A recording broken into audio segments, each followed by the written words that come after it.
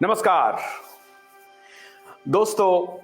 Google और YouTube Aahista Aahista हम लोगों की बातों को स्वीकार करने लगा है और इस देश में पैसे का अहंकार देखिए कि आधार पूनावाला ने सोचा कि पैसे की ताकत पे हम सबको खरीद लेंगे।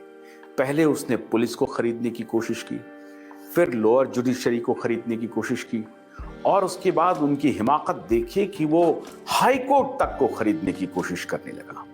खरीदने का तात्पर्य मतलब यह है कि अपने मन माफिक फैसला सुनवाना चाहता था। पहले तो उन्होंने कहा पुलिस वालों को कि भाई फलाना फलाना व्यक्ति है, वो हमारे खिलाफ कैंपेन चला रहा है, उसको गिरफ्तार करो और जेल भेज दो। पुलिस वाले ने कहा कि मैं किसी को गिरफ्तार नहीं करूंगा। वहां जब बात नहीं बनी तो फिर वो आ गए निचली अदालत में। वहां सोचा कि अदालत से हम कुछ रिलीफ ले लेंगे और उनके खिलाफ, जिनके खिलाफ वो कंप्लेन करना चाहते हैं, कौन है, किनके खिलाफ है, ये हम आप सब बताएंगे आपको। लेकिन कोर्ट ने कहा कि ऐसा हम नहीं करेंगे।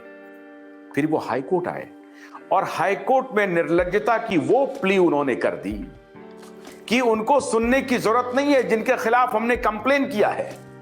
बस आप मुझे ऑर्डर दे दीजिए और उनके सारे गतिविधि पर रोक लगा दीजिए और 100 करोड़ रुपए का जुर्माना लगा दीजिए और उनको बोलिए कि 100 करोड़ रुपया मुझे दे दे। तो अदालत ने तो पहले झटका दिया ही था। उस प्ली में उन्होंने यह भी कहा कि यूट्यूब और इंटरनेट पे, गूगल पे जितने सारे कंटेंट हैं, आर्टिकल हैं, वीडियो कंटेंट हैं, उन सबको इमीडिएटली डिलीट किया जाए।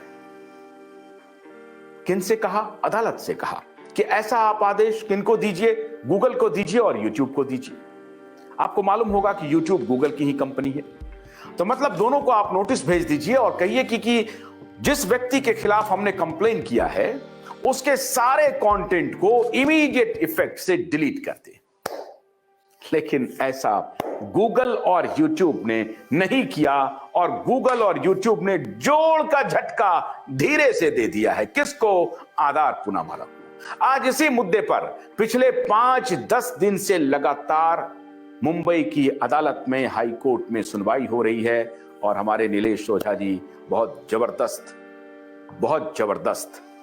वहां पे अपना पक्ष रख रहे हैं। आज विस्तार से नीलेश जी बताएंगे कि मुंबई की अदालत में आखिर हुआ क्या, आधार पूनावाला को जोर का झटका धीरे से कैसे लगा। तो नीलेश ओझा जी, आपका बहुत बहुत स्वागत है इंडिया डिबेट में।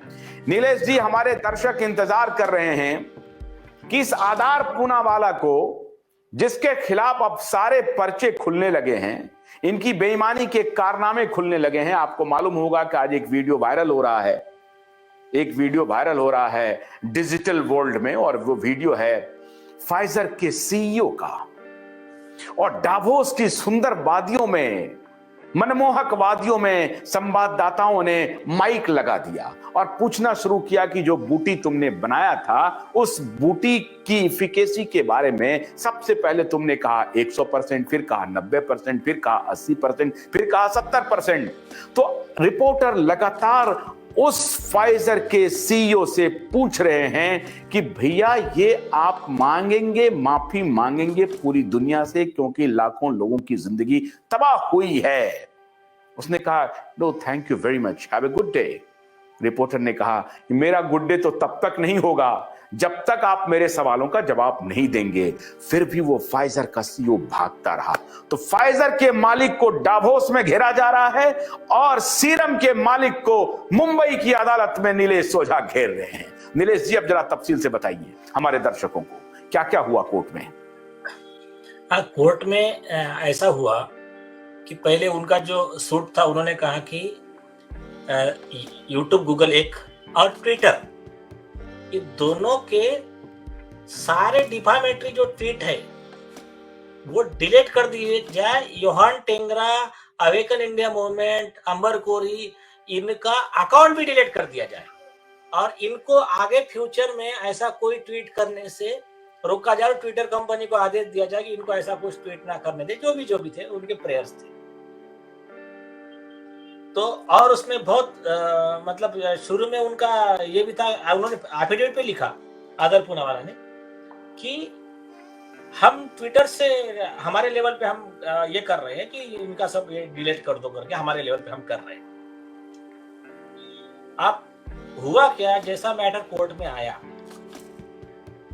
ट्विटर ने पहले ही दिन बोला कि हमारा इनको ऑब्जेक्शन है इनके प्रेयर पे,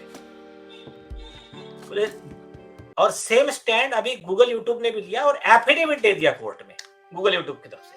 तो एफिडेविट में उन्होंने क्लियर कहा, पहली चीज,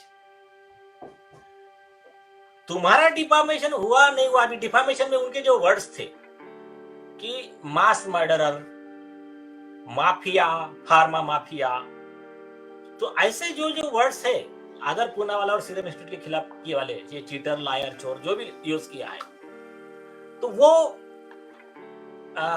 डिलीट करने का। तो इन्होंने कहा कि तुम्हारे को लग रहा है कि वो डिफामेटरी है, लेकिन इन्होंने तो कोर्ट में कहा है, ये तो जस्टिफाई कर रहे हैं कि हमारे पास सबूत है तुम्हारे खिलाफ। तो उन्होंने कहा कि हम जज नहीं बन सकते, हमारे नजर में एज ऑन टुडे वो ऐसा कुछ भी नहीं है कि जिसको डिलीट किया जाए। अगर कोर्ट को लगता है ट्रायल चलने के बाद, तो कोर्ट योहान टेंगरा को कहे कि अगर साबित हो जाता है कि हाँ ये गलत है, तब योहान टेंगरा को कहे वो उसका हटा देगा, हम इनका अकाउंट डिलीट नहीं करने वाले। इस तरह से स्पेसिफिक एफिडेविट उन्होंने कोर्ट में दे दिया। तो और ट्विटर ने भी कहा कि हमारे इसमें कोर्ट कोई भी आदेश पारित ना करे, क्योंकि हमारा भी ऐसा ही स्टैंड है कि हम जज नहीं कर सकते। दूसरी, फ्यूचर में ये क्या पब्लिश करने वाले हैं, ये आज ही तुमको कैसा मालूम है कि वो जो आगे फ्यूचर में करने वाले वो सही है गलत है, तो ये नहीं कर सकते। और उन्होंने खुद सुप्रीम कोर्ट का, श्रेया सिंघल का जजमेंट भी कोर्ट किया, कहा कि ऐसी प्रेयर ये सुप्रीम कोर्ट के आदेश के खिलाफ है, तो इस ग्राउंड पे ये सूट डिसमिस, ये प्रेयर रिजेक्ट होना चाहिए।